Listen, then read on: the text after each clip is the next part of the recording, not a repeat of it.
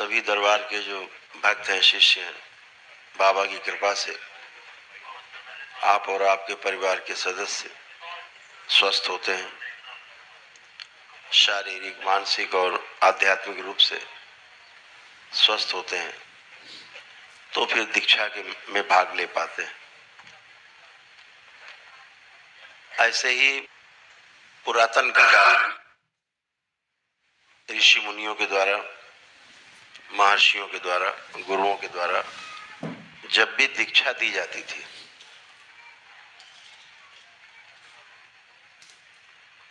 तो दीक्षा का एक विशेष महत्व है।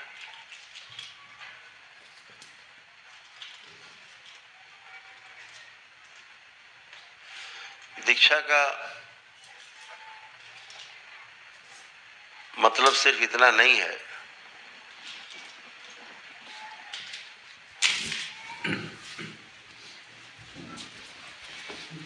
कि केवल आप लोग स्वस्थ रहें, केवल इतना ही नहीं।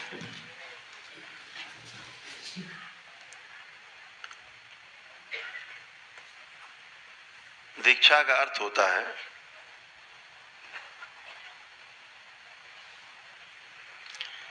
कि आज हम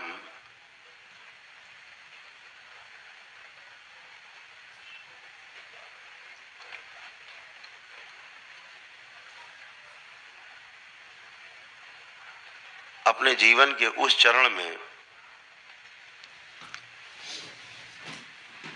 प्रवेश करने जा रहे हैं जिसके लिए ये मनुष्य का शरीर मिला है।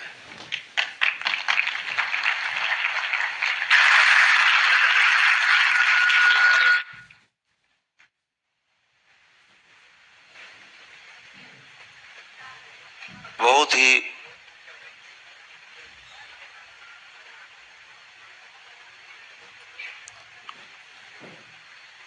भाग्यशाली लोग होते हैं जिनको मनुष्य की योनि मिलती है।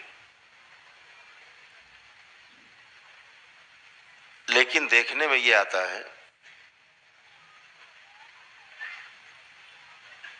कि लोग केवल खा पी कर सो करके कुछ सोना चांदी इकट्ठा करके छोड़ के चले जाते हैं और बदले में खाली हाथ जाते हैं दोबारा से फिर अपने कर्मों को भोगने के लिए इस मर्द लोक में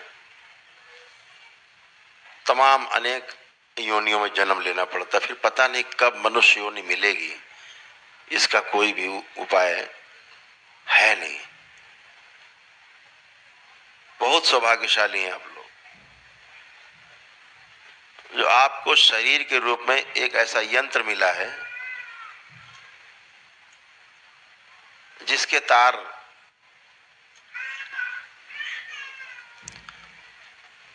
एकदम हारमोनी के साथ,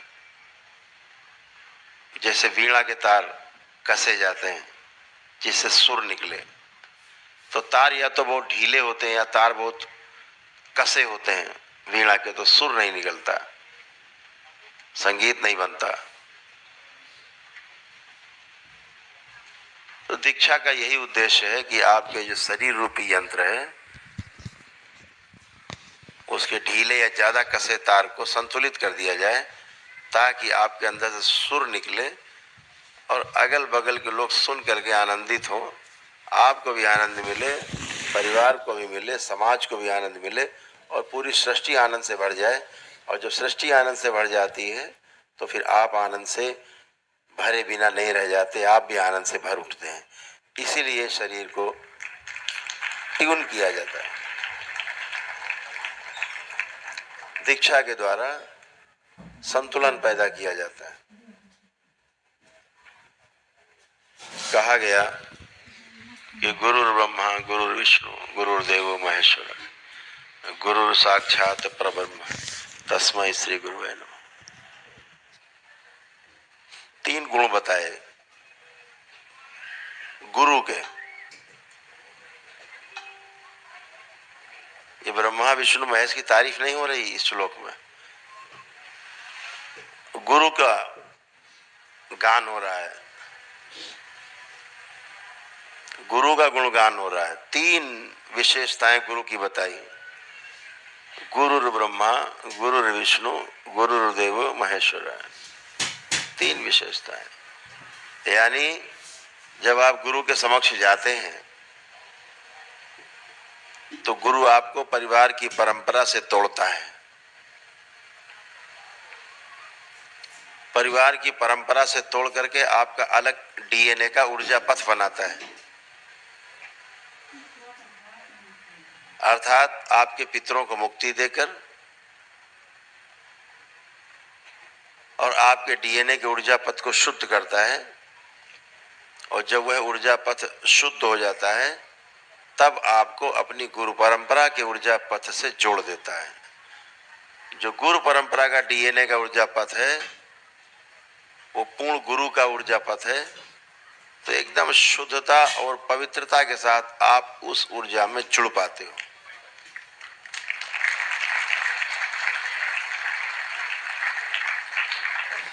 तो दरबार यही करता है। आपको पता ही है कि यदि पितृ की आपकी मुक्ति नहीं हुई है, आपकी डीएनए का जो ऊर्जा पथ है शुद्ध नहीं है, पवित्र नहीं है, अलग नहीं है, तो इस दरबार में दीक्षा नहीं मिलती। दीक्षा उसी को मिलती है जिसके पितृ मुक्त हो चुके हैं,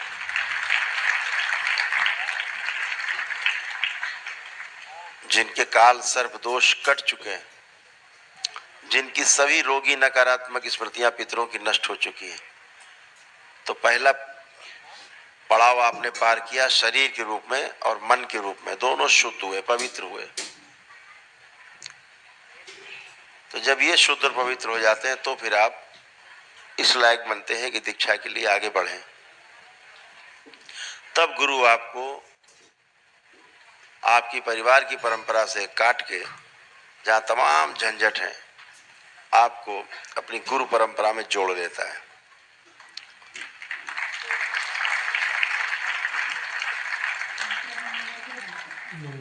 और फिर आप ठीक से ध्यान भजन पूजन कर पाते हो। गुरु परंपरा में भी यही संकट रहे हैं।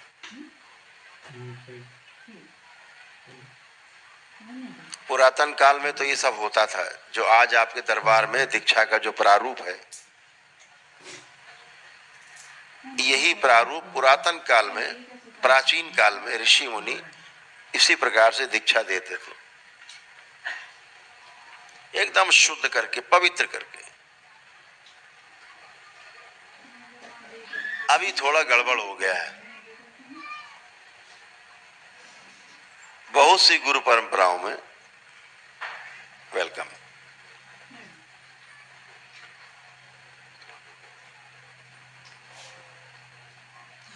मैं किसी पर मेरा जो आशय है, किसी का अपमान करना नहीं, किसी को नीचा दिखाना नहीं। समस्या की ओर हम केवल इशारा कर रहे हैं। और यह उस गुरु परंपरा के लोग जानते भी हैं, जो उस परंपरा में दीक्षित होते हैं वो लोग भी जानते हैं, जो दीक्षा दे रहे हैं वो भी जानते हैं कि प्रदूषण है।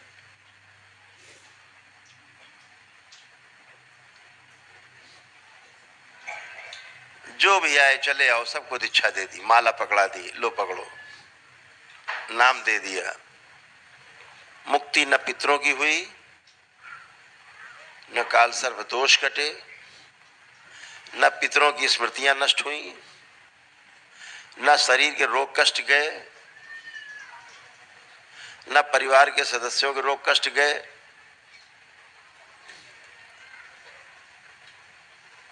न नकारात्मकता गई, न व्यसन छूटे,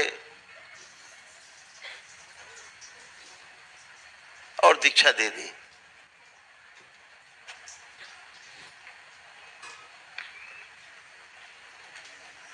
आप कल्पना करो, कोई पड़ोसी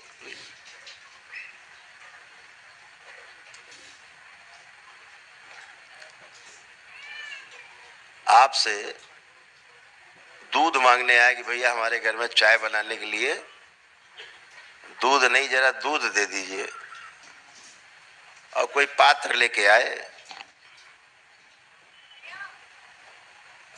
और पात्र में पहले से ही गंदगी पड़ी हो, कुछ कूड़ा करकट पड़ा हो या टट्टी पड़ी हो किसी की, आप दोगे उसको दूध, डालोगे पात्र में? कितने लोग डालेंगे उसमें दूध? हाथ उठाए, कितने लोग डाल देंगे? नहीं डालेंगे। लेकिन यही हो रहा है शरीर में, मन में,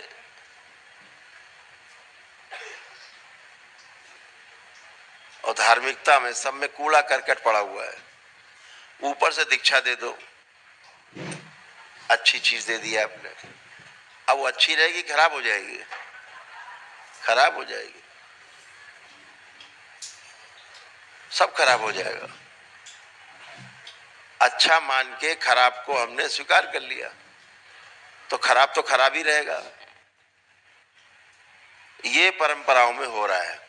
उससे क्या होता है? गुरु परंपरा का अपना, ये गद्दा इधर डाल लो,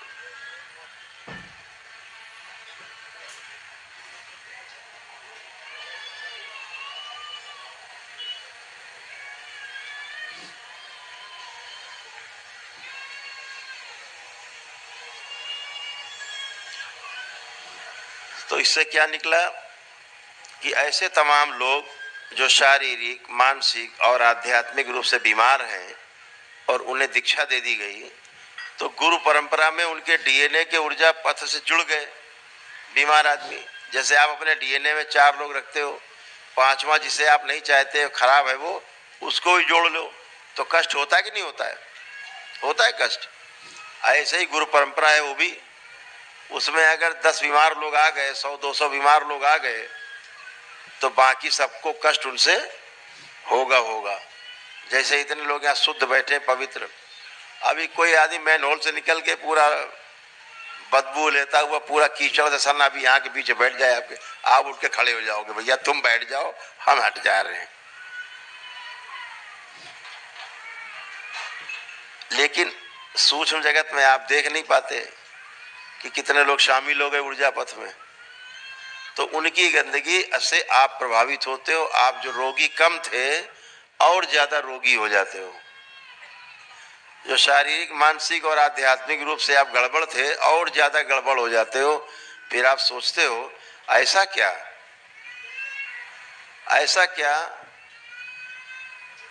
कि हम और ज्यादा खराब हो गए और ज्यादा गड़बड़ हो गए।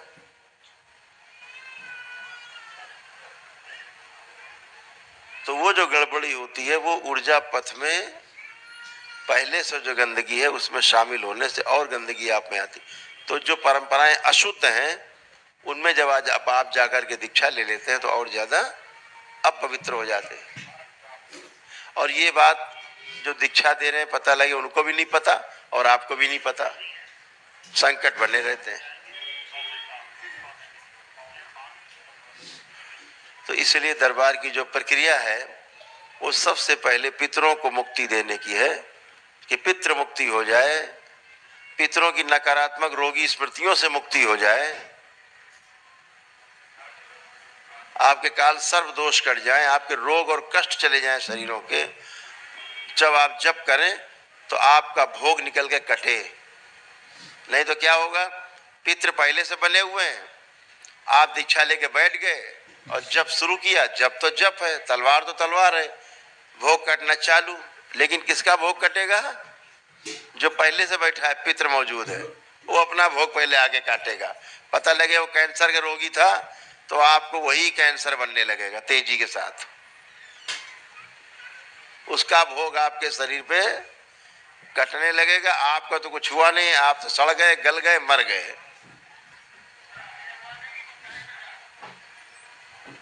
तो जब पितृ नहीं बचे, कोई आश्री शक्ति नहीं बची, ये सब भोग काटने आते। बाहरी जीवन आपके शरीर में रहकर अपने भोग काटना चाहते हैं चोरी से,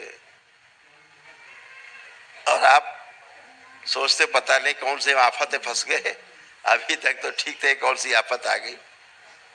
लेकिन जब आप शुद्धता होकर के पूरी तरह से पितृ मुक्ति होकर काल सर्व दोष कटकर सब रोग दोष सब जितने पितृ थे गए रोग दोष लेकर के अपने नष्ट हुए, तो फिर आपका अपना स्वयं का जो भोग है, कर्म भोग है, फिर सिर्फ वो बचता है।